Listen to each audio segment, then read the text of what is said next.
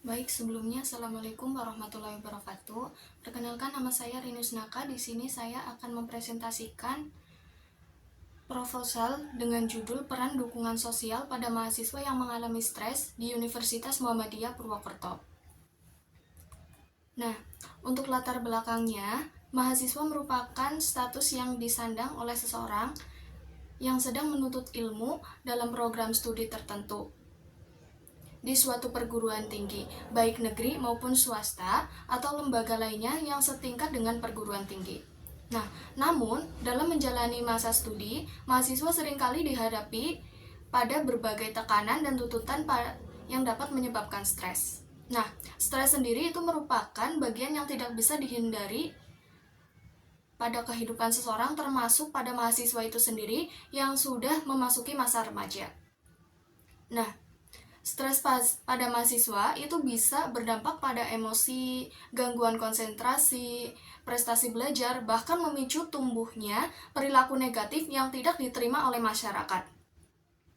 Dalam hal ini, dukungan sosial itu merupakan salah satu faktor penting dalam membantu individu mengatasi stres. Dukungan sosial bisa berasal dari keluarga, teman, dan komunitas yang dapat memberikan rasa aman, kasih sayang, dan bantuan dalam menghadapi kesulitan. Dukungan sosial yang kuat dapat membantu individu merasa lebih terhubung, dihargai, serta dicintai, sehingga dapat meningkatkan rasa percaya diri, ketahanan, dan kesejahteraan mental. Nah, dari hasil di Setgate, penelitian ini itu mengidentifikasikan hasil penelitian yang jelas dalam penelitian sebelumnya mengenai dukungan sosial. Hal ini karena hasil yang didapat berbeda-beda.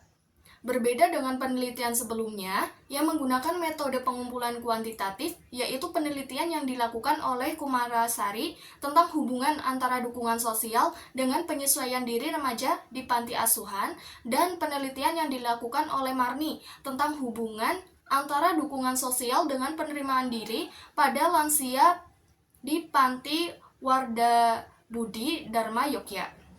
Penelitian ini menggunakan metode kualitatif dengan terjun wawancara secara langsung, seperti pada penelitian dilakukan oleh Damayanti tentang peran dukungan sosial pada interaksi positif pekerjaan keluarga dan kepuasan hidup. Nah, untuk rumusan masalahnya itu ada dua. Yang pertama itu bagaimana peran dukungan sosial terhadap mahasiswa yang mengalami stres akademik di Universitas Muhammadiyah Purwokerto. Nah, yang kedua itu faktor-faktor apa saja yang mempengaruhi dukungan sosial dalam mengatasi stres akademik pada mahasiswa di Universitas Muhammadiyah Purwokerto. Nah, tujuan penelitiannya yang pertama menganalisis peran dukungan sosial dalam membantu mahasiswa mengatasi stres di Universitas Muhammadiyah Purwokerto, lalu mengidentifikasi faktor-faktor yang mempengaruhi peran dukungan sosial dalam mengatasi stres pada mahasiswa di Universitas Muhammadiyah Purwokerto. Kajian teori. Dukungan sosial merupakan hadirnya seseorang tertentu yang secara pribadi memberikan nasihat, motivasi, arahan, dan menunjukkan jalan keluar tentang ketika individu mengalami masalah pada saat mengalami kendala dalam melakukan kegiatan secara terarah guna mencapai tujuan. Nah, aspek dukungan sosial itu meliputi dukungan emosional, dukungan penghargaan, dukungan instrumental, dan dukungan inovatif. Dukungan emosional itu sendiri itu meliputi ungkapan empati, kepedulian, dan perhatian. Nah, untuk dukungan penghargaan itu meliputi ungkapan hormat atau penghargaan positif, dorongan maju atau persetujuan gagasan, atau perasaan individu dan perbandingan positif dengan orang lain. Dukungan instrumental itu misalnya memberikan bantuan langsung kepada korban bencana. Dukungan informatif misalnya memberikan masukan atau saran dan umpan balik. Nah, stres di sini Stres yang dimaksud adalah stres akademik. Stres akademik merupakan respon yang muncul karena beban tuntutan dan tugas yang terlalu banyak yang dihadapi oleh mahasiswa. Kondisi stres ini dipicu oleh tekanan untuk mencapai prestasi keunggulan dalam lingkungan akademi yang semakin kompetitif. Akibatnya, mahasiswa merasa terbebani oleh berbagai tekanan dan tuntutan. Dinamika alur berpikir. Dalam hal ini, peneliti ingin meliti apakah peran dukungan sosial dalam mahasiswa yang mengalami stres akademi di UMP. Dari hasil penelitian tersebut, nantinya akan diketahui seberapa pengaruh dan peran dukungan sosial pada mahasiswa yang mengalami stres akademi. Nah, dan adakah pengaruh yang dihasilkan, entah itu berkurangnya stres akademi pada mahasiswa atau malah tidak berdampak sama sekali.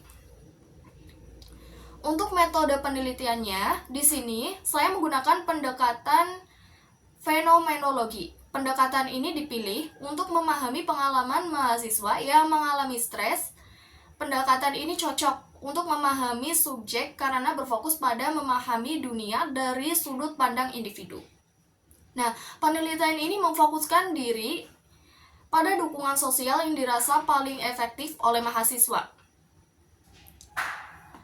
Hal ini menunjukkan bahwa peneliti menginginkan pemahaman yang mendalam tentang bagaimana dukungan sosial berdampak pada mahasiswa, bukan hanya berdasarkan teori atau asumsi, tetapi juga berdasarkan pengalaman persepsi mahasiswa itu sendiri.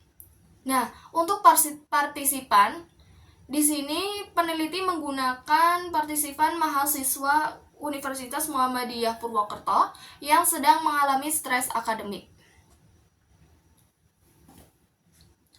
Pengumpulan data itu dilakukan dengan melalui wawancara terhadap mahasiswa Universitas Muhammadiyah Purwokerto yang mengalami stres akademik. Wawancara dipilih sebagai metode pengumpulan data karena memungkinkan peneliti untuk menggali pengalaman subjek secara mendalam dan memahami persepsi mereka tentang stres akademik dan dukungan sosial.